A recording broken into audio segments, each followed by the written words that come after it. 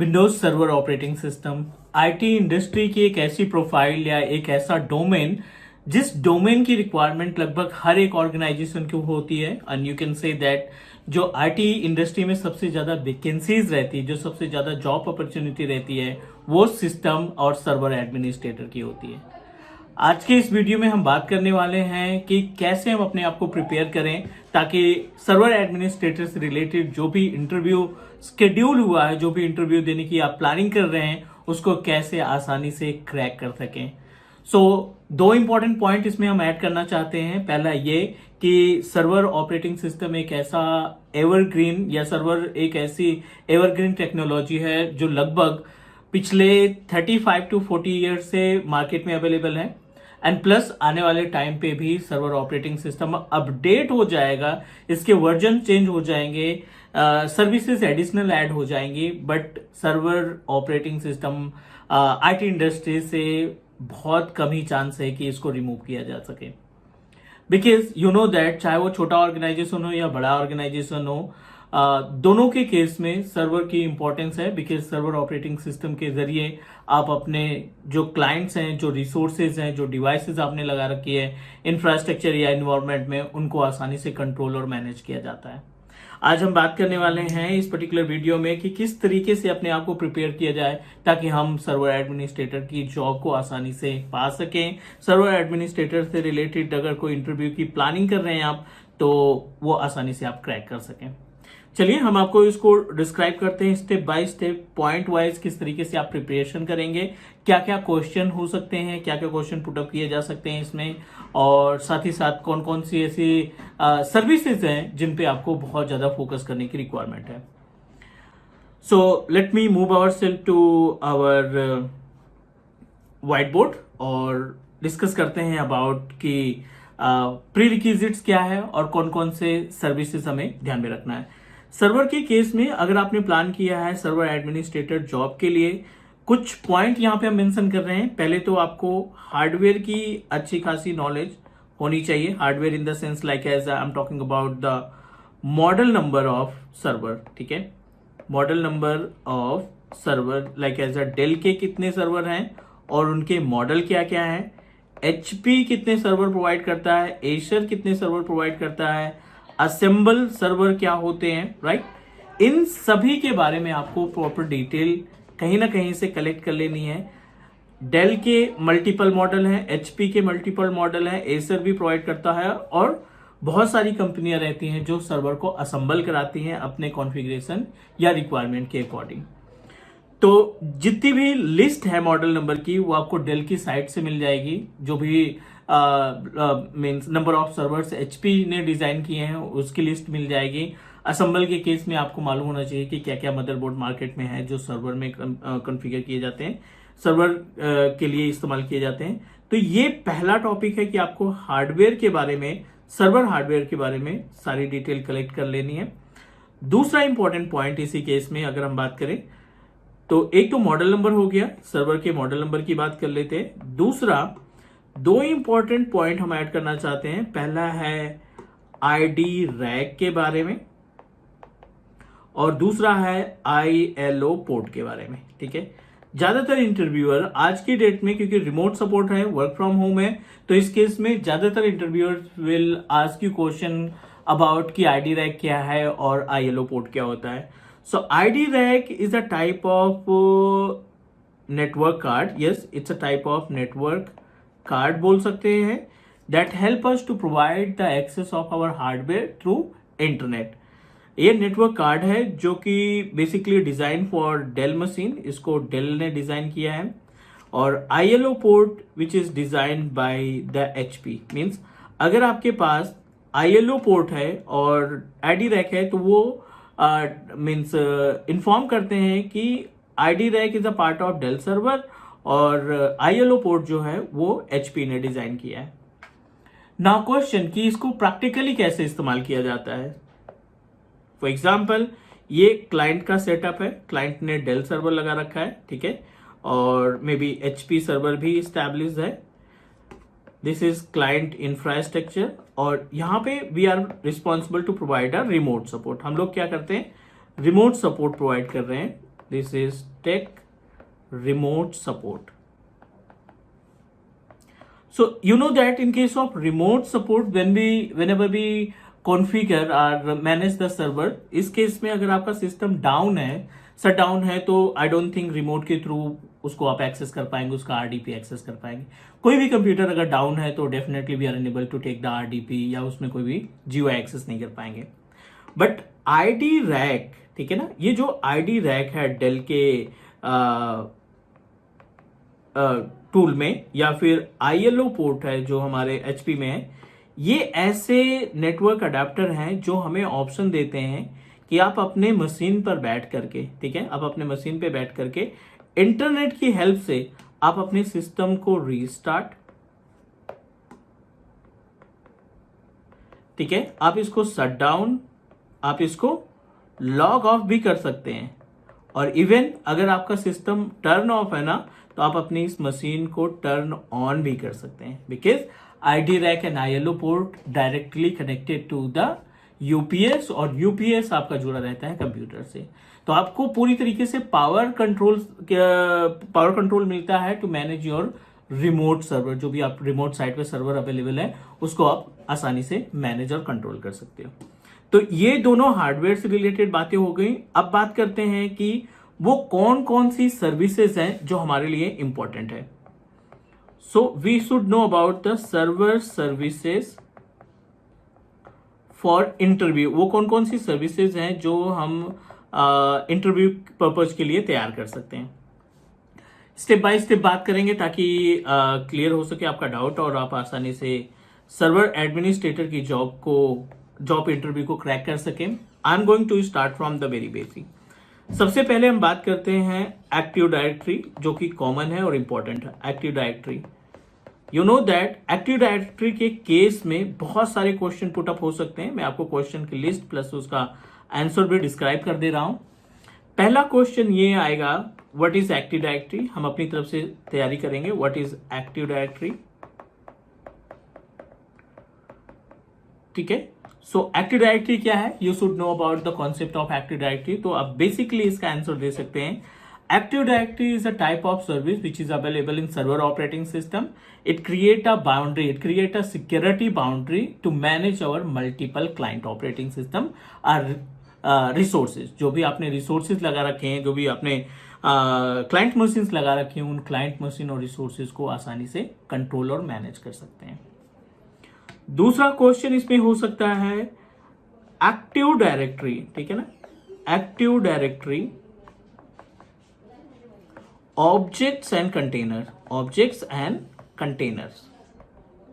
ये क्वेश्चन है. इसका आंसर की बात करें तो इसमें आपको डिस्क्राइब करना है multiple objects and containers are available. अगर हम बात करें ऑब्जेक्ट्स की और कंटेनर्स की, 3 अलग अलग तरीके के ऑब्जेक्ट और 5 अलग अलग तरीके के कंटेनर्स, 5 अलग तरीके से ऑब्जेक्ट और 3 कंटेनर्स आपको मिल जाएंगे. जिसमें पहला ऑब्जेक्ट आपको मिलता है यूजर्स, दूसरा है ग्रुप्स, तीसरा कंप्यूटर्स, और चौथा शेयर फोल्डर, और पांचवा है you can say that printer. ये तो बात हो गई ऑब्जेक्ट्स की. अगर हम यहीं पे कंटेनर्स की बात करें तो multiple containers are available. The containers are, पहला है डोमेन, जो आपका डोमेन नेम डिसाइड करते हैं वो कंटेनर है.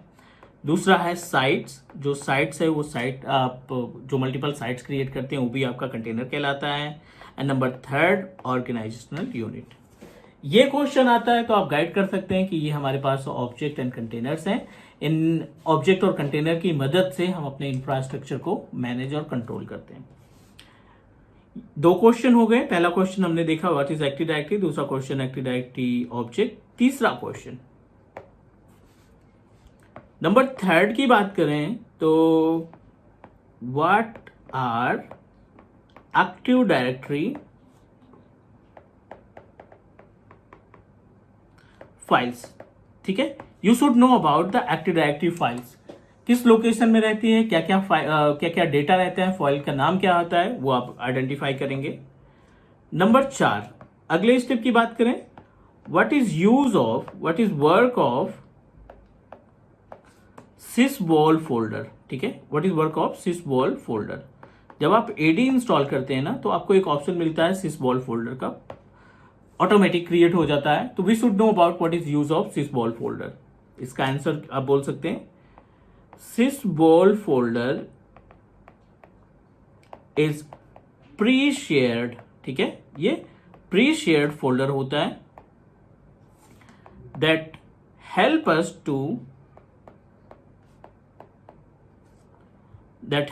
टू डिस्ट्रीब्यूट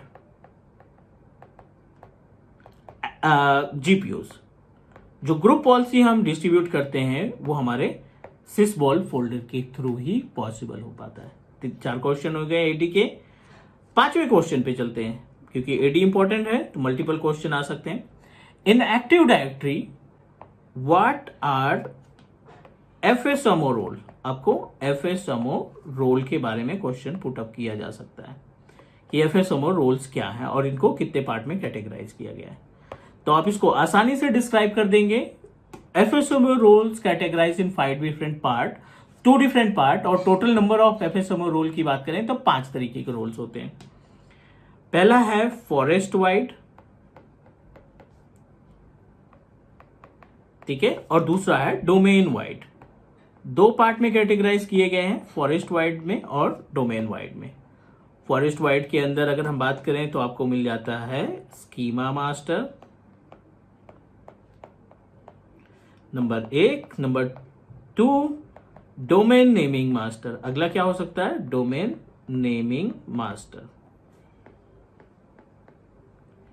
नेक्स्ट अगर हम बात करें डोमेन वाइड, तो इसमें अगेन 3 अलग रोल मिल जाएंगे, 3 अलग एफएसएमओ रोल मिल जाएंगे। टोटल 5 रोल होते हैं। पहला आरआईडी पूल मैनेजर, ठीक है, आरआईडी पूल मैनेजर। दूसरा पीडीसी एमुलेटर, और चौथा है, तीसरा नंबर है इंफ्रास्ट्रक्चर मास्टर।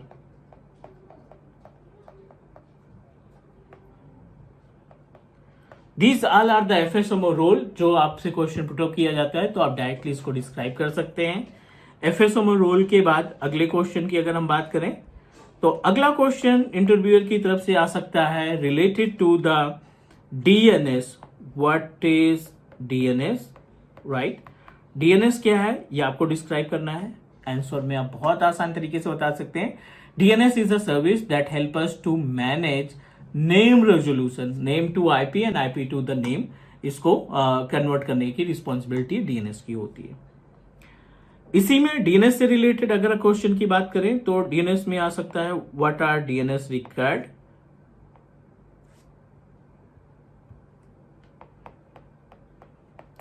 डीएनएस के रिकेट्स कौन कौन से होते हैं, so you should know about the DNS record. मैं आपको कुछ हिंट देता हूं। A record, 4 time A record, MX record, CNAME record, right, और आपका पीटीआर, एनएस और एसओए। ये क्या होते हैं, ये आपके डीएनएस के रिकेट्स हैं, जिन रिकेट की मदद से हम अपने नेटवर्क इंफ्रास्ट्रक्चर को मैनेज और कंट्रोल करने का काम करते हैं। अगले क्वेश्चन पे चलते हैं, क्वेश्चन नंबर 8, डीएनएस क्वेरी। ठीक है, ये काफी हद तक क्वेश्चन पुटअप किया जाता है कि डीएनएस क्वेरी क्या है। So we should know about the DNS query. 2 part में कैटेगराइज की गई है। नंबर 1 इटरेटिव क्वेरी, ठीक है, और दूसरा है recursive query. Iterative query and recursive query 2 तरीके की क्वेरीज होती हैं। Number 9, what is use of NS lookup. ठीक है, so NS lookup is a type of command. You can say that using NS lookup we can resolve the name.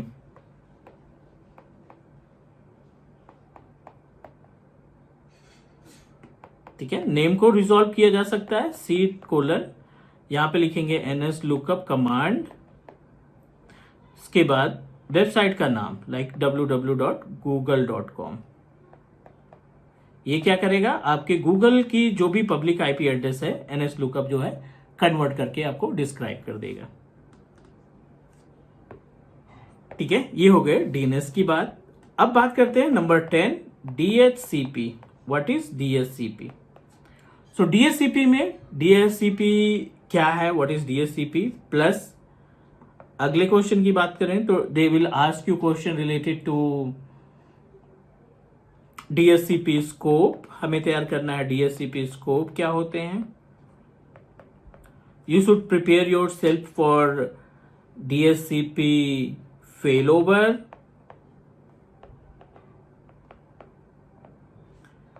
Number 13, DHCP DORA process।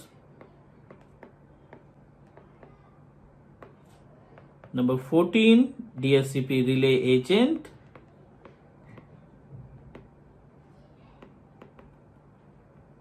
These all are the points that you need to prepare in case of if you want to be